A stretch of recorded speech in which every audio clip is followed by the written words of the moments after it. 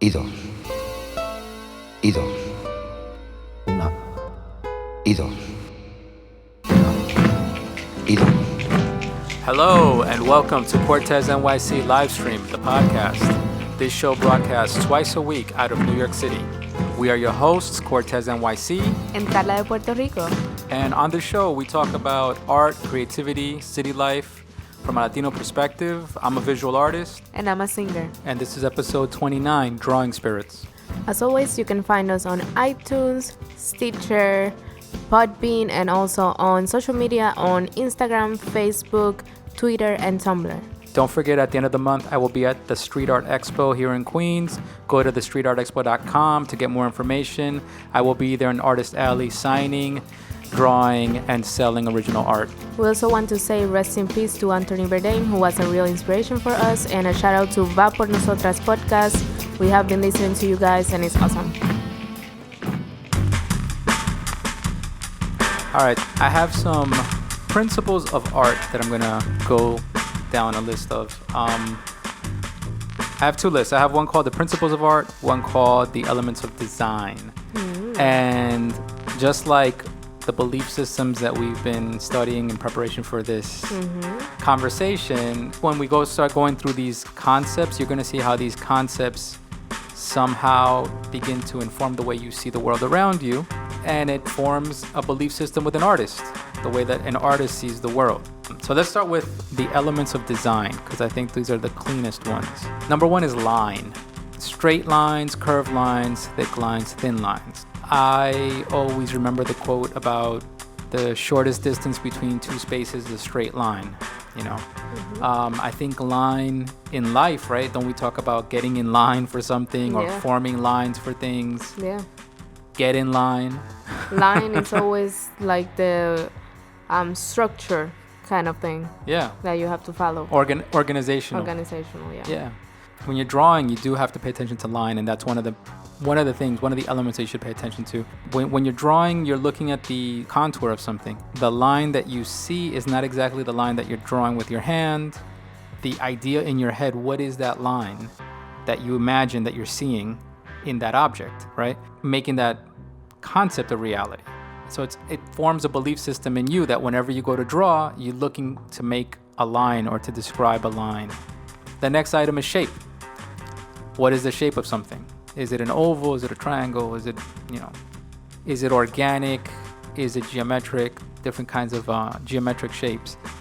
That is something also that is kind of like a belief system, because we invent the concept of shape. When we see that's the first attempt, I guess, that an artist or anybody that wants to be an artist has to learn. Like, the first things they have to learn is how to make a perfect geometrical figure, right? Or how to work with the geometrical figures in order to make something that is from real life. Yeah, and so between right there, you already have two tools. You have lines and you have shapes, and between those two, you already begin to do something. Right. Whether you're writing your name or you're drawing a figure. The next one is form. Is it something that is three-dimensional or two-dimensional? You know, that you kind of form is something that makes it kind of like when you look at a circle and you don't know if that circle is a sphere or just a circle, a flat circle.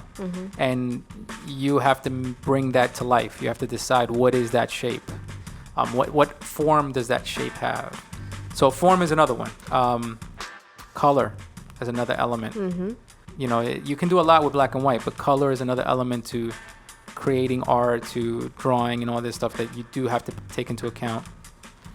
Texture is another element of design, where if you don't have texture, you can't tell what's the surface of something, and you don't have that tactile sensation. You don't have that description of tactile form.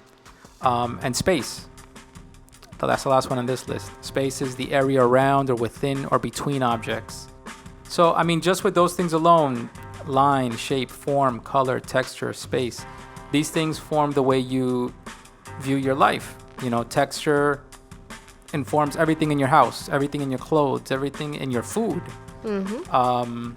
Space, you know, when you're in a subway car and you feel cramped, and you feel like, don't people understand personal space? Well, that's because you're viewing things a certain way. They don't have that same perspective. You know, when you're in a subway and everybody's all sitting right next to you and you're like, but there's plenty of room on the other side of the train. Why is everybody next to me? Yeah. That's your inner artist with a certain criteria for space and the distribution of space, you know, and the way things should be designed and aligned. So following this list and following this concept is going to help you to make, you think, like the perfect design, or at least the ideal design? I mean, yes, it can help you. It can help you to make better designs. I don't think it's intended to make you make perfect designs. I think these are principles that people laid out in order for you to have some guidance as to something to strive for. Okay. And that it forms a belief system, like what you believe in as an artist when you sit down to design something. So maybe these are things that you have to keep in mind. You keep them in mind. In order to create something that makes sense. And in order to choose right from wrong. Okay. While you're making a piece of art. So that you don't view everything as a mistake. I see. And for you to continue your drawing or your piece of art, your painting, it is something to guide you to evaluate your decisions as you're designing in a piece of art. Okay.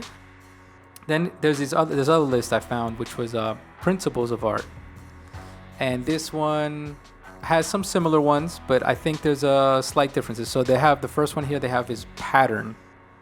So pattern sometimes can be confused with texture.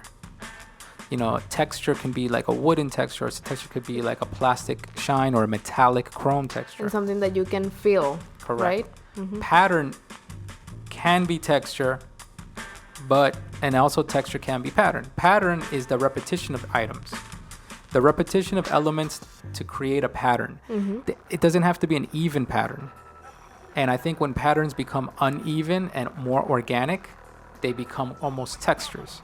So there is a pattern, let's say, in the surface of a tree, the tree bark. That has a pattern. It has a texture too. It's a texture and a pattern.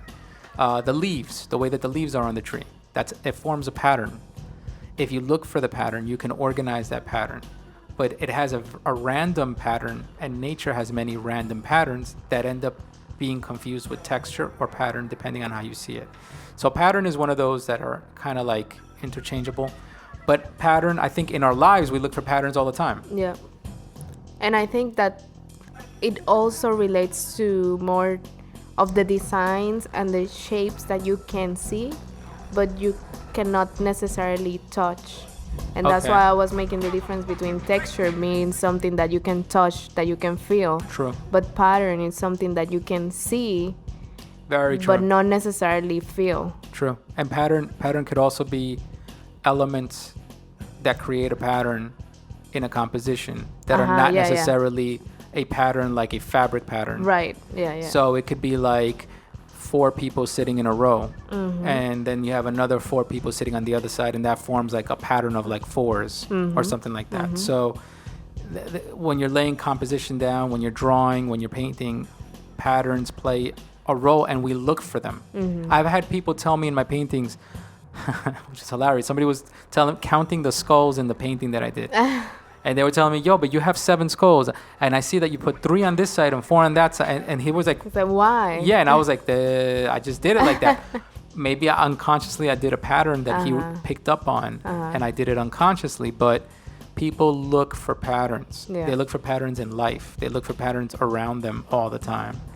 I think it helps us to kind of see continuity in life, you know, to kind of see structure in life. So another one on this list, number 2 on this list, is emphasis. Emphasis is what grabs your attention. What's the main idea in the piece, right? So this is another concept of drawing or painting or design, is emphasis. And when you look at a painting or you look at a drawing, you look to see what did the artist emphasize in his painting? What was the main focus? And if you have a painting that has no emphasis, you're doing nothing, because people look for that. So if you don't have it, they're like, what are you doing here? That's true. And I think we look for emphasis and focus in life, right? Yeah. Like in life, we are constantly looking for like, what's the main focus? And things that don't grab our attention, we kind of ignore and just let it, In every situation, you're looking for what's the main focus, what's happening that I have to really pay attention to. Exactly. This is a big one. The next one. This is a big one that I think most of us will agree exists in life is variety. This is a drawing principle, a principle of art, also a principle for painting, drawing, compositions, variety. But it's also a principle for life, right? Variety. And I think artists indulge in this the most. We're always looking for variety. We're looking for that new inspiration. We don't want every day to be the same day, you know? They're describing variety here as an assortment of lines, shapes, colors, and other elements of art in the artwork. So variety is, it can also be like contrast, but it's not. Variety is like, let me give you those lines. Let me give you those shapes. Let me give you some textures. Let me give you some patterns. Let me give you a variety of all these things in one situation, so that you're looking around and your eye is entertained and your attention is kept. And I think in life, variety, when you're looking for something to break the monotony. Yeah. You have those days where you've been doing the same thing every day for a week and you're like, God, what can I do to make it different? And suddenly you do that little thing, or you watch a movie or something that changes it, and you're like, you're brand new, like you're a whole new person, right? Yeah. All right, so that's variety. The next one is another good one that is both a drawing principle and a life principle, which is unity. How the elements work together, how they fit together, so the artwork looks complete. Wow. Don't we look for that? Don't we look at how everything fits together and works together? Don't we look for unity constantly? Don't we see it? Don't we say it? Not unity like unity amongst all of us, but unity like that things tie together. You know what I mean? We do it unconsciously. We look to see that what we ate for breakfast makes sense with what we ate for lunch. True. What we're wearing, how does it reflect on our day later? True. If we got up today and put this on, and how does that mean for later? Or tying things together that don't relate. In real life, they're not really connected, but we do it, right? We do this constantly. And I think artists do it even more because we train ourselves to follow these rules. We're living this life of constantly trying to find, well, how does this connect to that? How does it, It takes on your unconscious. Exactly. All right, another one. I think a lot of us will agree. See, all of these are things that I think we're all going to agree with. Balance. Yeah. Balance is a principle of art that also is a principle of life. Seeking balance. So you see, there's so many, it's not contradictions, but it's like, try to make your brain work in order for you to have variety and balance at the same time. Exactly. Because if you have a lot of things in one painting, it can be very messy. But then you have to have balance in order for it to make sense. And then it's the same with life. You want to have so many things, but you cannot have it all because then it will not be balanced. No, this is that's why when I introduced this whole subject right now, I was like, this is a belief system, and this is a something that we all agreed on. Like everybody who participates in this agrees that this makes sense.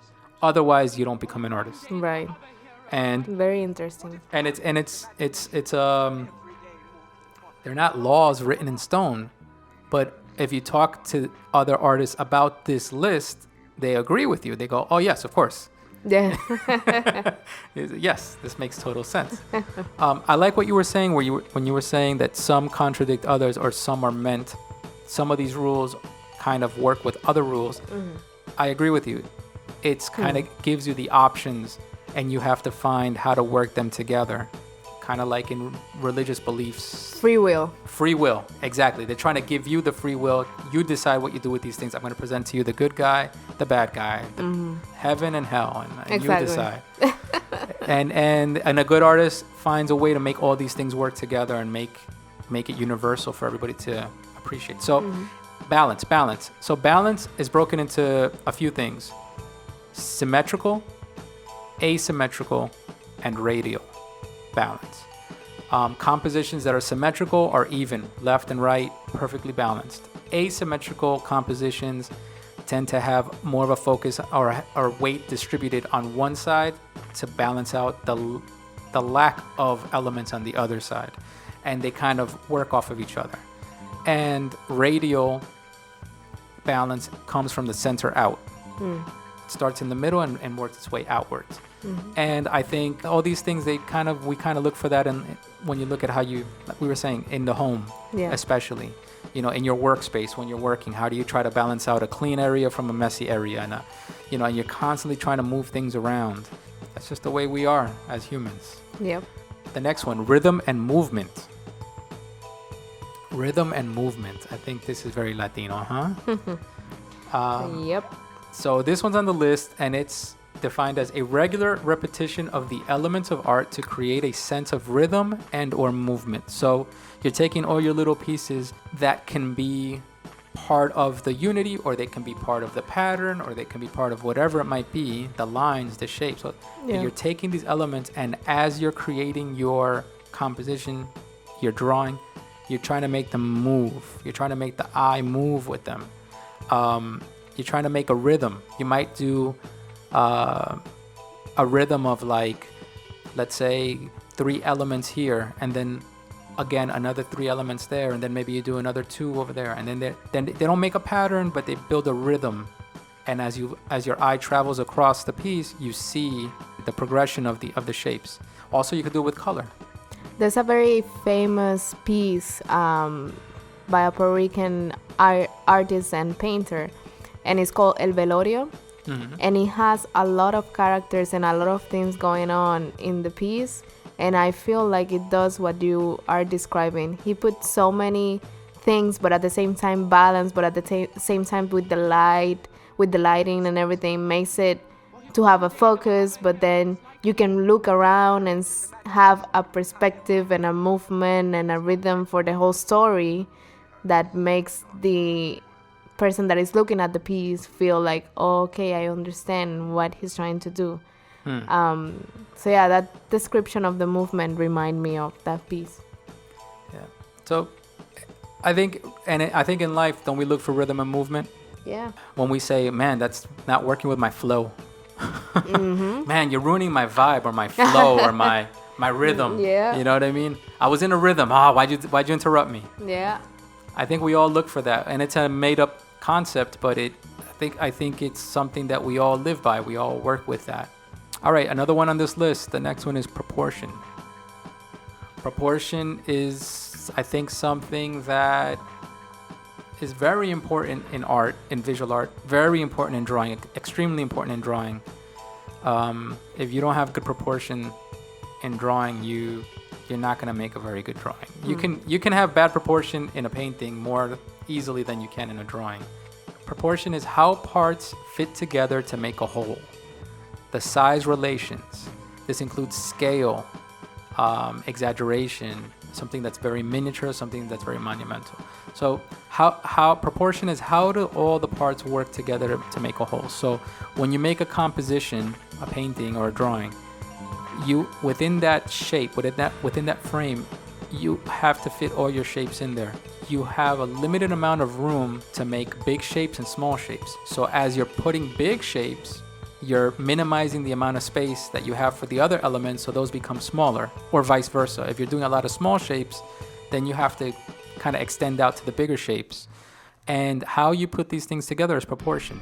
Proportion can also obviously mean like anatomy and size relation and, proportion of the body. That's what I was thinking of. But proportion also means inanimate objects. Proportion can also mean in composition how you lay out a still life. If you're doing an illustration of maybe a sofa in a living room, and then you're drawing the pillows on the sofa, those pillows, the scale and the proportion of those pillows to the sofa in relation to the wall behind it, in relation to the lamp that's next to it, the proportion of these items aren't just to be realistic, but they're also to work with everything else, the rhythm, the pattern, all these things.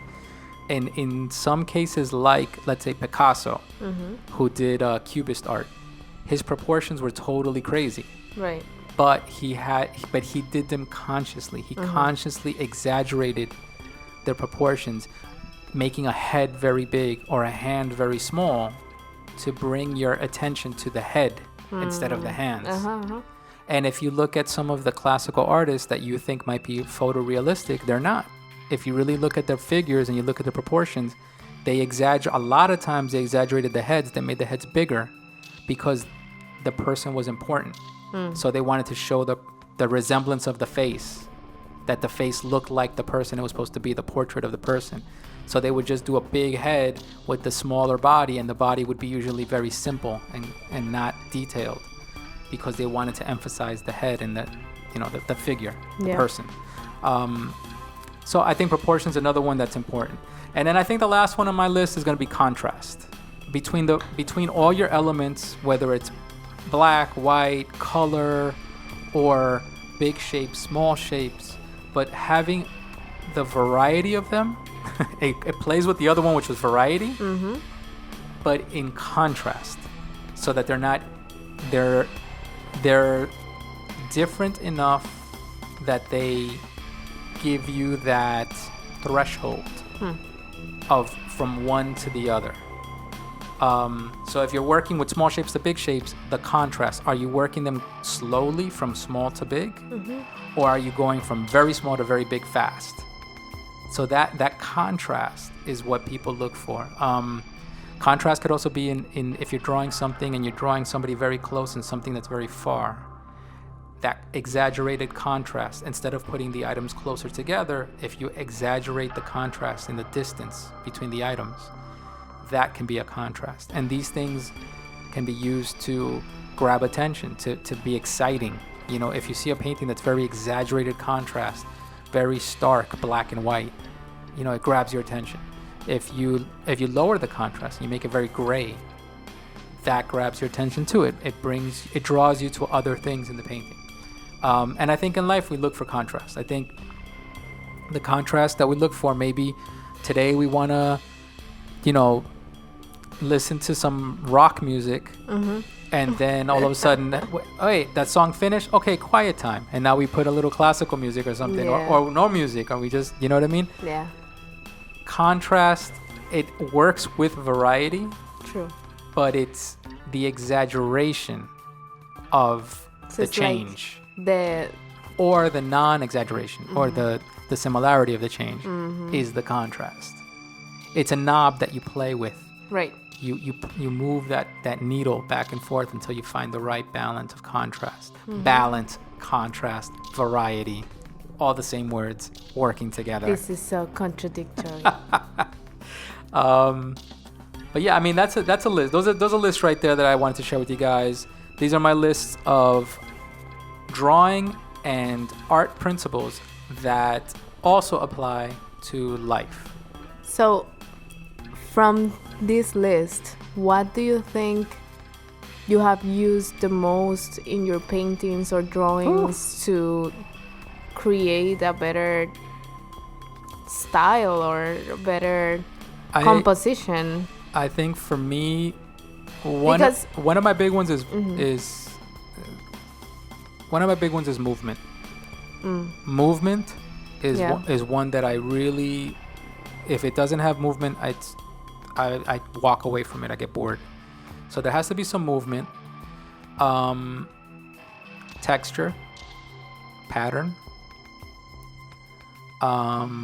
Because I mean all of them. God. Yeah, that's what I was going to say. I've seen your paintings have helped you with some paintings, and draw. Well, not drawings, but in paintings. Okay, but I know that you have used many of them, but I wonder if maybe that's one that is your go-to to make a painting or drawing look better. I think movement. Movement. I think rhythm and movement. I think those two, because even a painting that I've done or a drawing that I've done that's very of a central figure, I try to build movement with the shadows and the colors, right? So that your eye moves around the whole piece, and I spread it out. So even in a piece of lettering, I try to put enough of a motion and color and shadow and light so that your eye goes along the whole thing. So I think movement, if it doesn't have movement, I'm not really that interested. And I guess that would be my foundation. Right. Estás haciendo todo igual, no tiene ningún color el paso que hace. Separa menos tiempo. 1, 2, 3, 4, 5, 6, 7, 8, 9, 10. Culture talk. Culture talk. This one is gonna be a loaded one. Yeah. A lot of research went into this one. Yeah, so for this culture talk, we're gonna be talking about religion and different belief systems that exist within the Latin American community. I think before we do that, we should just talk about belief systems. Okay. What are our belief systems? Okay. And Yeah. Well, I was born and raised in a Catholic belief system. So I was baptized. I went to a Catholic school my whole life, since pre-K to 12th grade. I was really active in school, chorus, and then in church, in the church by my house. I was really active in the youth group. And it was because I saw in church more than just a religion. I saw more like a community and a place where I can go and make friends and hang out with my friends, and also share the experience of having a connection with God and Jesus and all this stuff. it was practiced in your home, like with your family, like your so immediate family. You guys practiced religion. Did you guys ever pray at home? No. Was it more just church? Like go to It church? was more church, and then if somebody will die, we'll have like, you know, when somebody dies, they'll have like different prayers in the house. I don't know if they'll do I never that. had. I never had that. So when somebody dies, they'll have like, let's say like 7 nights of people praying in their houses, and they will pray the rosary.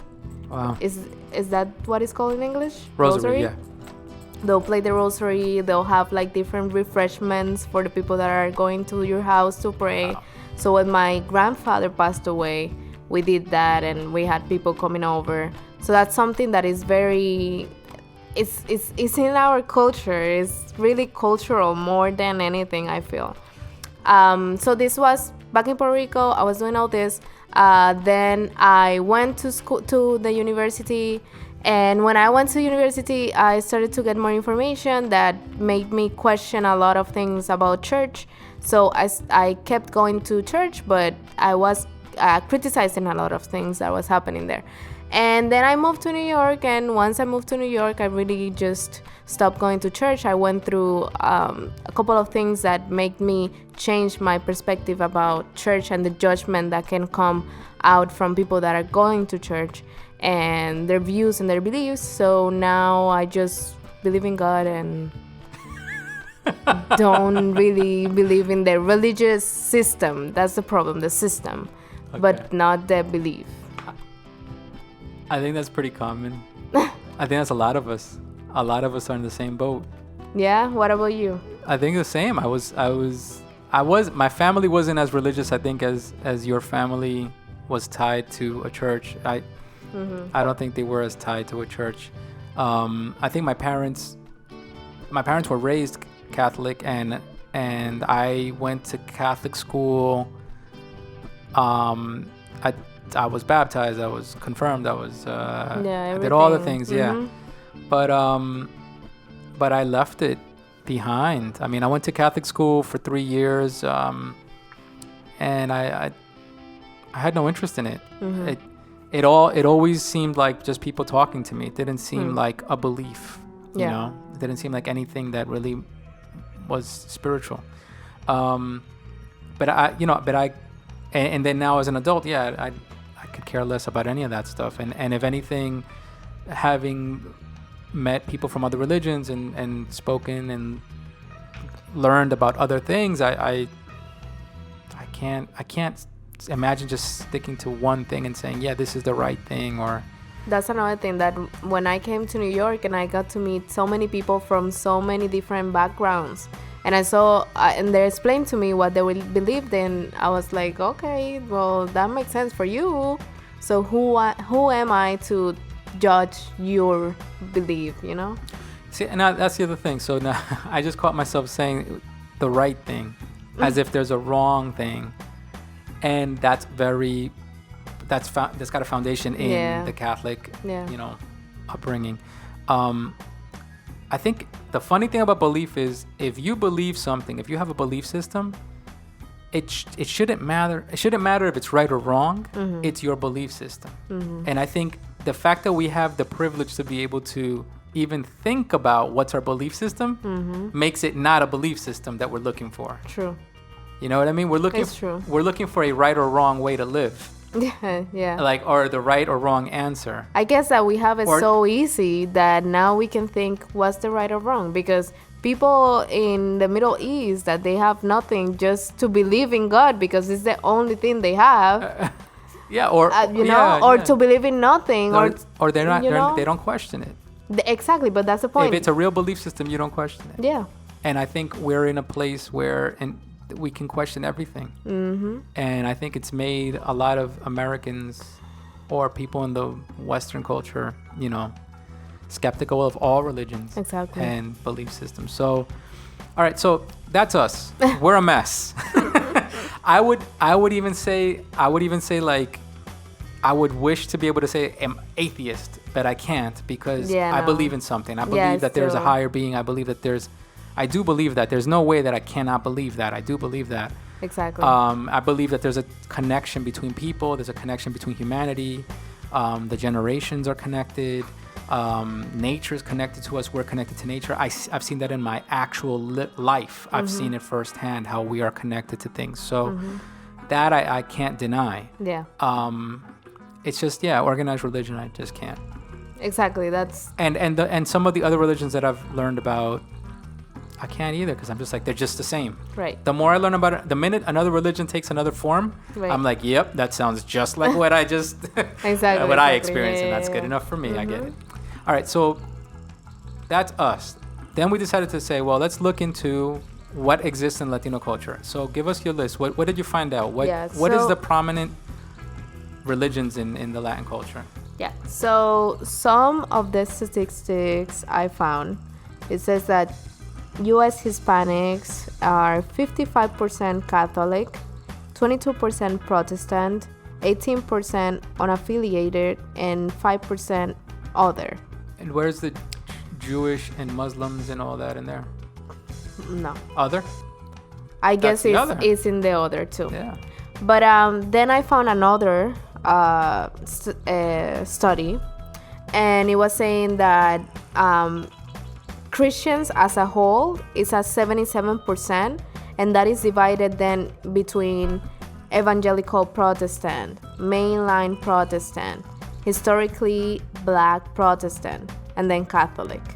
So evangelical Protestant is 19% for Latinos, mainline Protestant 5%, then Catholic is 48%, non-Christian faith is 2%, unaffiliated is at 20%, which I think is high for Latinos. Yeah. And then atheist is at 2%, agnostic is at 2%, and nothing in particular is 16%, which I think is also high for Latinos. Yeah. I never think of Latinos or Latin culture or Latin countries to having, let's say, Buddhists, but I'm sure they're there. Oh yeah, for sure. And I never think of them having Hindus, but I'm sure there's Latino Hindus. Yeah. That's the thing that I think the stereotype is that all Latinos are Catholic, I guess, or Christian. And there's actually 1% Jewish and 1% Buddhist. I wouldn't doubt it. I mean, why not? Yeah. Why not? I mean, there's immigrants from all different places, setting up shop in different countries. I know that the Jews in, I think it's in Cuba or in Argentina, I think it is. It's in Argentina, they call them Sephardic, I think. And it's like I think it's a Latin American version of Judaism. Yeah. Yeah. And then in another article that I found was saying that a majority of Latinos are still Catholic, but growing numbers of them belong to evangelical churches, according to the new report by the Pew Research Center. The report also shows that while the number of Latinos Catholic in the U.S. continues to rise, the overall share of Latinos who call themselves Catholic is still dropping sharply. There has been a movement of Latinos once they move to the United States that convert into Protestant. The first generation that migrates to the United States, they feel a need to feel connected to their culture and also to their Spanish roots. So in Catholic Church is where they can find a mass and service that will be in Spanish for them. True. But then once they have babies and there's a new generation growing up in the United States, I think that might be the shift where this new generation is looking for more of a connection to the United States culture, but still feel like they believe in God and they believe in whatever their parents taught them. And that's why they're moving into being Protestant or Protestant. Other religious other belief systems. Got you. So other beliefs in Latin America are like Santeria and Voodoo for the Haitian community. Also in New Orleans they have Voodoo, but Santeria in the Caribbean and in Latin America, it's a form of West African Yoruba religion mixed in with Christianity and Catholicism. Yeah. I found the word is syncretized, and I keep trying to it's the word keeps messing with me, but so the word is called syncretized, and the definition basically is that you're adapting one religion to another. In Santeria, they're taking Orisha spirits of the Yoruba religion and they're adapting them into the Catholic system. So, for example, Shango becomes Saint Barbara or Saint Jerome. Ocean is syncretized with the Lady of Charity or like the Virgin Mary, that kind of character. So they're taking spirits from one or deities from one religion and adapting them into Catholic saints and things like that. Yeah, that's interesting. I think it added, in one way, it added to confusion because people never really understood fully Santeria.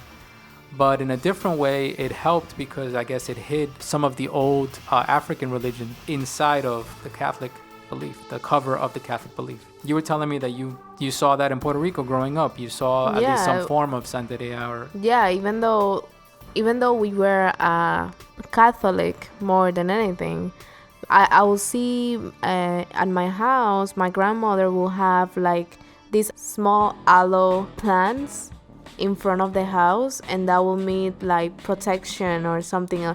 Or they will also believe that if that on the top of the door when you come in, they will believe that if that failed or got destroyed, that something bad was going to happen, or that the person that came into the house was bringing something bad spirits, bad vibes to the house. Things like that. Also, my grandmother was like big into like if you have like a stomach ache, for somebody to touch your stomach and massage your stomach and pray that the stomach ache will go away. So I think those are the type of like Santeria type of things that I saw. I think up. Old belief systems end up eventually adapting themselves and being confused as like superstitions. Yeah. You know, we call them superstitions, or we call it like, you know, grandma beliefs or whatever, like exactly. Old world beliefs, and they're probably old spiritual concepts that stayed in their head. Yeah. You know? And another thing is to say that if we see, let's say, Catholicism and Santeria with clear eyes, without knowing which one is, I think we will say that they're both the same, and same rituals and same things that we'll do in one, you can do in another. So basically, we are doing the same in both. Like, I don't understand why Santeria is always looked down at. Like, Santeria is the bad one, Santeria is the crazy one. while Catholicism and Christianism is okay. In Latino culture, at least. I think race plays a part in it.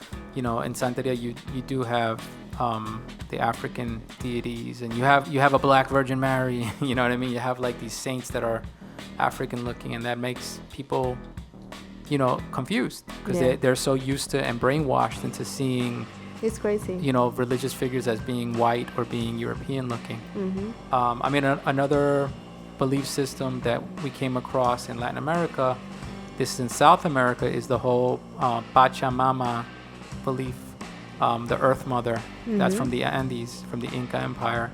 And the Pachamama is basically, it's a belief system, and they still have indigenous people that still practice it, and they still do the rituals around the Machu Picchu and for the tourists and all that. And it's a belief in Earth. Pachamama is Mother Earth, and she controls the earthquakes and the harvest and all that. She had 2 children, 2 twins, the sun and the moon. You know, she's the one that also is syncretized with the Virgin Mary. So they say La Virgen of la Candelaria is the one that is associated with Pachamama. Mm-hmm. And this is like, you know, I mean, this is very new age and yoga and all that kind of stuff. Like, it's very like earth and back to nature and all that. But it's got roots in something that I think is more to our human nature than we'd like to admit. Yeah. I mean, in this modern time, you know, everybody wants to be like, I don't believe in anything. Mm-hmm. Right? Like, I'm an atheist. I don't believe in anything. Yeah. But first of all, as Latinos, we have so many belief systems. Yeah. That you got to be believing in something. Because Latino culture, we already said we have so many races, so many cultures mixing together, so many belief systems mixing together. How are you going to go from all those things to not believing in anything? Right. And in these modern times, you know, people are, because of science and technology, people are even believing in science. You know, there's a belief in science, of a faith that we have in science. Scientology. Well, it's not Scientology, but Scientology is a different thing. But no, but we have a belief, a faith in medicine. Right. We have a faith that the electricity works. Right. That if we don't have electricity, we feel like we're disconnected. Mm-hmm. We have a faith that communication and everything happens through the internet, and that we can communicate with each other. And when that doesn't happen, watch us freak out and panic. Right. You know, so that we have this connection and this tie and this belief in all this technology that we're living in, that when we don't have that, you know, we would realize that it is a belief system that we have. We're living and adapting our lives according, and our habits and our rituals according to that. And so for us to say, well, nah, but we're atheists. We don't believe in nothing. We don't believe in any of these religions because all these religions are all bogus and they're all blah, blah, blah. Mm-hmm. You're still believing in something. There's something that you believe in. There's some belief system that you have. Yeah. You know? You know, we have it so impregnated in us that it will be very difficult to avoid saying, let's say, oh, thank God. Oh, gracias a Dios. Oh, yeah, I'm good because of God. Or I'm good. Estoy bien, gracias a Dios. Because when you're wishing for something positive to come, or when you're in a difficult situation, unconsciously or consciously, you are praying in your brain to something. Yeah. And you are saying, and that thing or to that something is called God because it's the only name we have right now. Yeah. So we're saying, oh, please, God, give me this, give me that. And that's very selfish because you don't talk to him or whatever in the whole year, but that time when you need this or... You know, it's interesting you just said him, and I was just thinking that the one that we, the Pachamama. is a female goddess. That's different, yeah. I think that's another interesting thing, that there's other belief systems that include women in powerful positions, and even the Yoruba one, you have Oshun, you have I think that we're denying something in ourselves to not allow for those deities and those things to, you know, come out. Yeah, I mean, we are, as countries, we are very mixed. We have so many different ethnicities and beliefs within us. And old beliefs and old superstitions and old concepts of habits and rituals that, how can you believe that Catholicism is the one? Is the beginning and the end, of everything. It's not possible. If you believe that way, then you're denying a lot of things about life and modern life that we're living.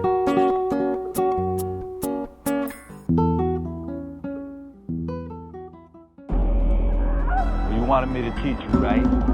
This is street reality. Hablando español, Carla. Hablando español. Okay, so let's start with drawing. How do you say drawing? Drawing is dibujar. Yes. Dibujar. Next one, concept. Concept is concepto.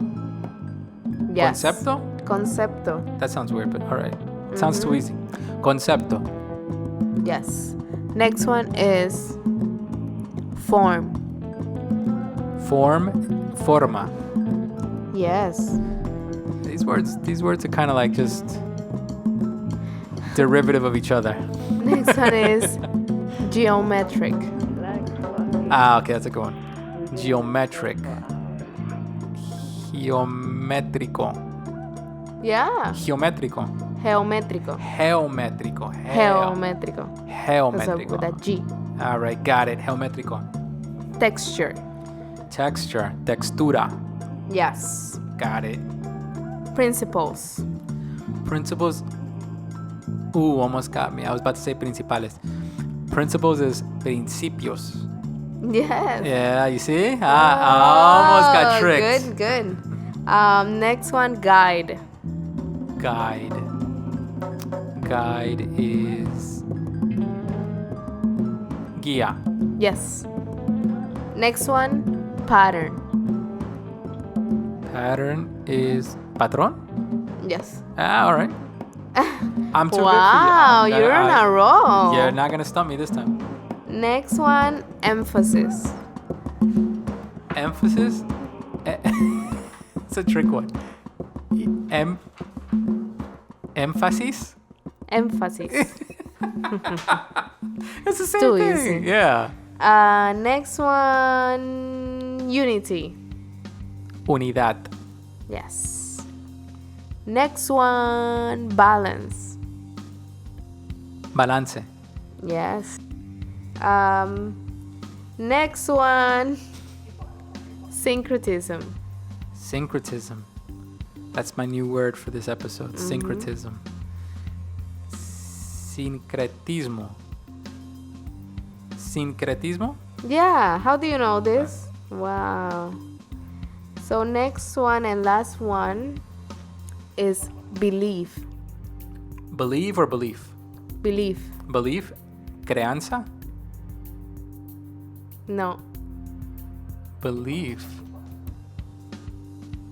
Wow, you stumped me. That's a good one. Belief. Yes, I did it, guys. It's not creanza. What's creanza? Creencia.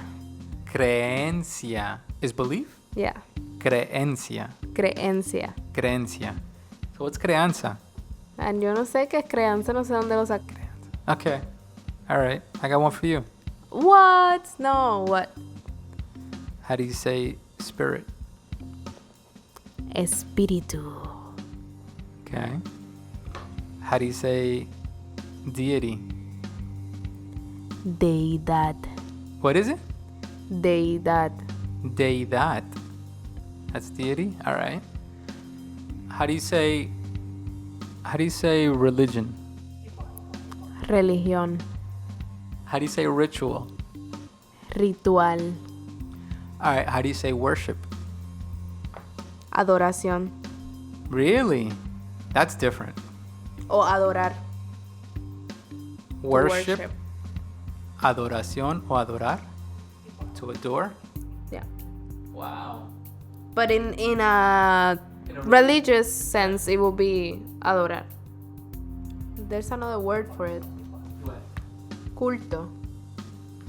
Culto is a cult. Rendir culto. Oh, really? But it's more, it is used more as adoración or adorar. But another word for it can be culto, rendir culto. All right, and last one, how do you say goddess? Diosa. All right, thank you.